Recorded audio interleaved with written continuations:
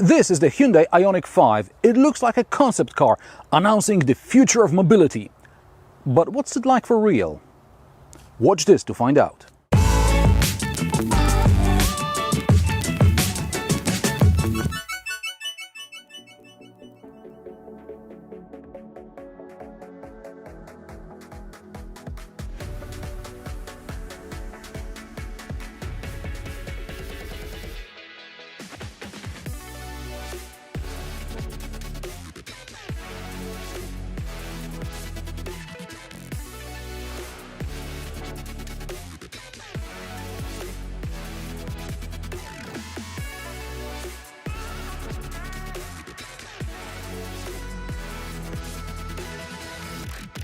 The Hyundai IONIQ 5 is an electric mid-size crossover built on the dedicated EV platform called eGMP. Hyundai boasts smart living space interior design and eco-friendly materials, as well as next-gen rapid charging. At first glance, the IONIQ 5 looks like a compact hatchback, but that's just an illusion achieved thanks to the new platform. With an electric powertrain, it was possible to move the wheels to the very corners of the car. Add 19 or 20-inch alloys to maintain proportions, and you've got an almost 460 centimeters long, almost SUV, masking as a hatchback. Almost, because the ground clearance is just 16 centimeters. Like in the VW ID.4, which I reviewed recently, also in the IONIQ 5 the batteries are in the floor. Size-wise, the IONIQ 5 is between the VW ID.4 and the Skoda Enyaq. The Skoda Kodiaq or the BMW iX3 are even larger on the outside, but with the 3-meter wheelbase, the IONIQ 5 can compete with bigger SUVs like the Mercedes-Benz GLE or the Volvo XC90. The IONIQ 5 is very similar in size to the Jaguar I-Pace, with the Jag being slightly lower but wider. Designers working on ground-up new EV models have a tough job of conveying the design language without traditional elements like the grille. There are different approaches to this. Hyundai and VW went ahead with a clean slate. I prefer Hyundai's bolder approach than the VW appliance look. However, Hyundai lacks final touches like, for example, animation of the LED headlights. This pixel imitation looks stunning in real life, but when you approach the car, you expect a welcome like in the VW, and all Hyundai does is blink like any other old car. On the plus side, there is a frunk. Unfortunately, to access it, you have to open the door, pull a lever, pop the bonnet, and go around like on an ordinary car. What would it cost to add a remote opening function? Now, Hyundai managed to give us 57 or 24 liters of space, depending on whether it's a rear-wheel drive or an all-wheel drive car. This is the former, hence the larger 57-liter frunk.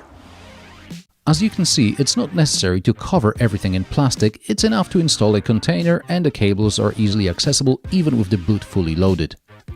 Which takes us to the boot, which you can open with the remote control or with a button on the tailgate. Hands-free tailgate is a part of a convenience package or standard on the top trim model, like on any old car.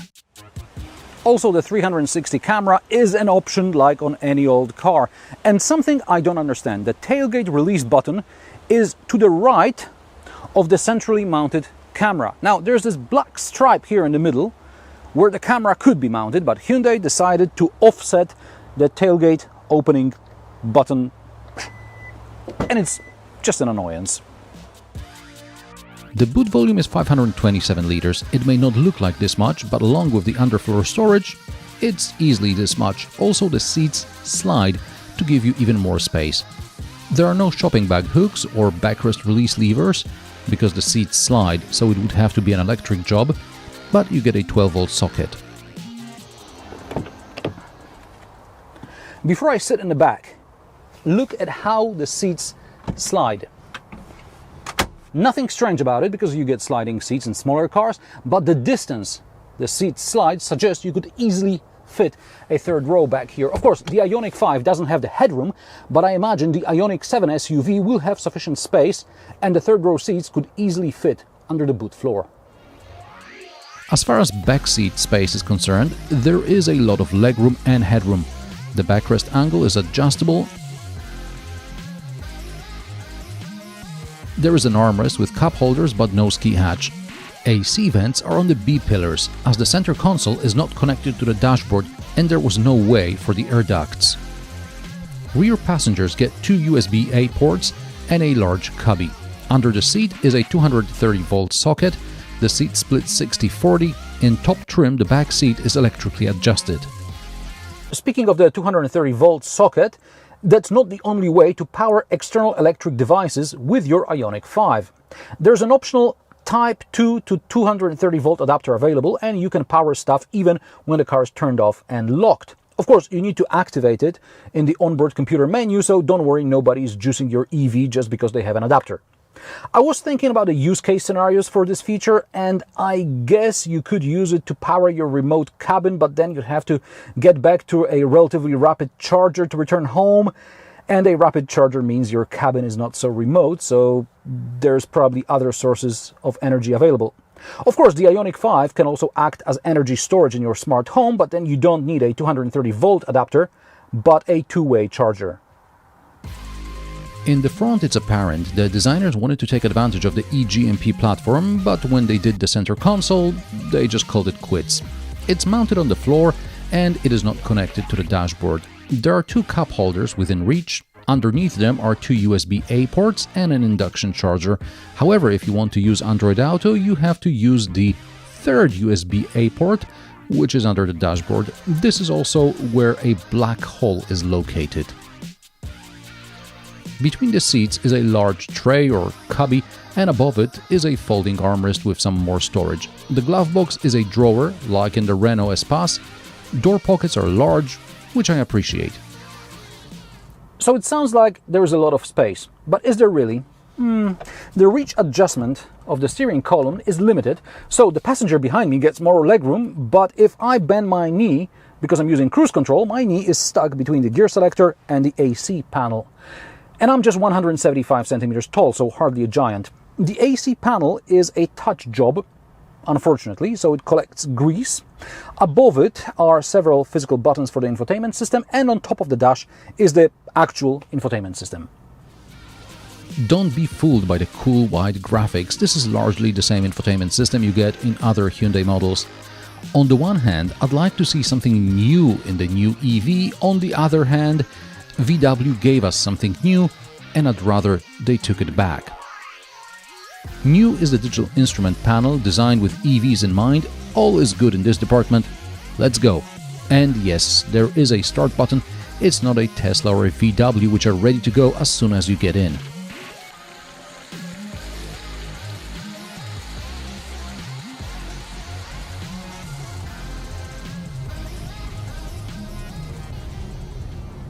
The Hyundai IONIQ 5 is available in several flavors. You can have rear-wheel drive or all-wheel drive, you can have 58 or 73 kilowatt-hour batteries.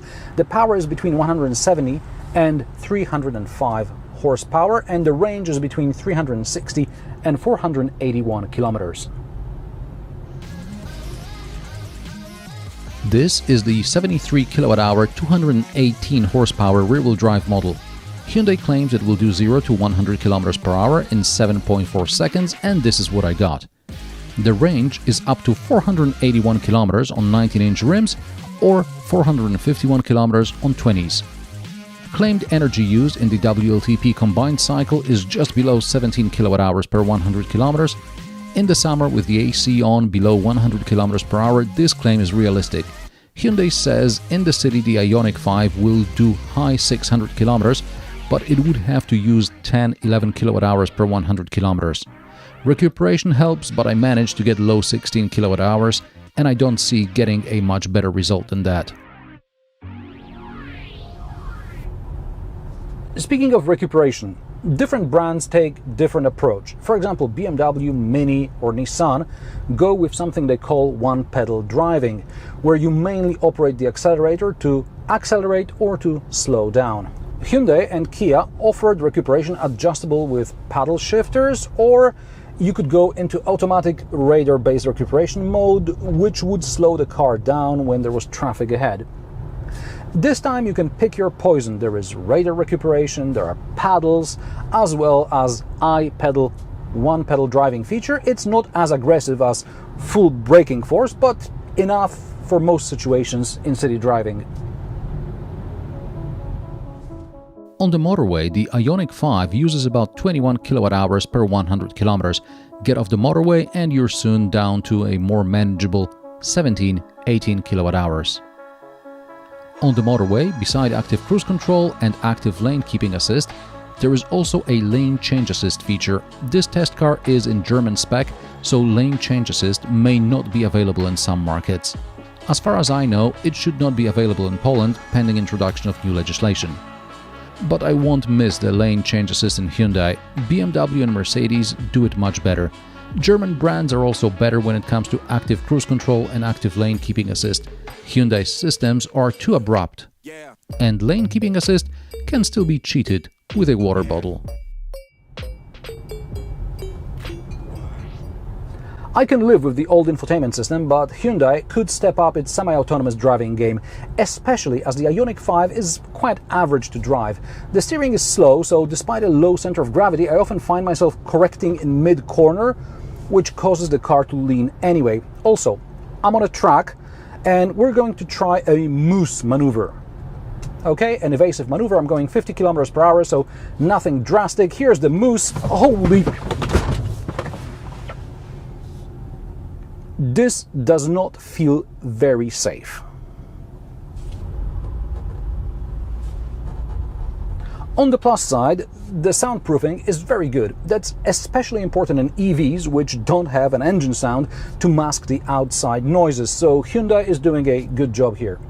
Also, the suspension is quite comfortable. Most of the time, you don't feel this car weighs 2 tons.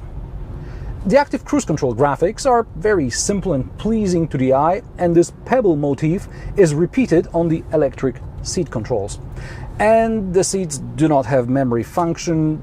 That's an option on higher trim. So what's the point of having electric seats without memory function? The seats are comfortable, they are heated, and so is the steering wheel, but these features are hidden in the infotainment system. What is left in plain sight is the manual headlight level adjustment. What the whack?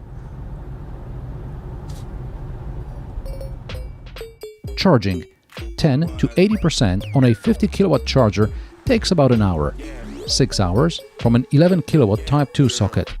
Charging to full from a 230 volt home socket takes more than 30 hours. But Hyundai IONIQ 5 can take up to 220 kilowatts, which cuts the 10 to 80% charging time down to about 18 minutes. So, if you have the right type of charger on your route, you can regain about 250-300 kilometers range in less than 20 minutes. That's Tesla territory.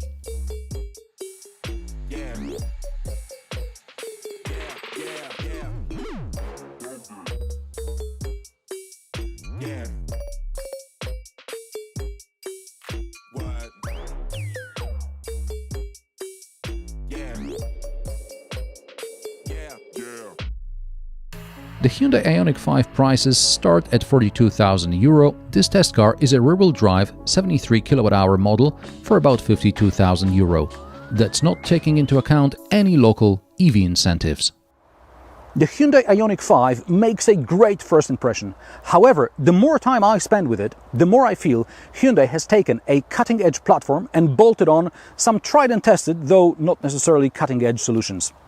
I don't expect Tesla threading indicators, but the IONIQ 5 lacks the final polish which one could expect from the car of the future. And how do you like the IONIQ 5?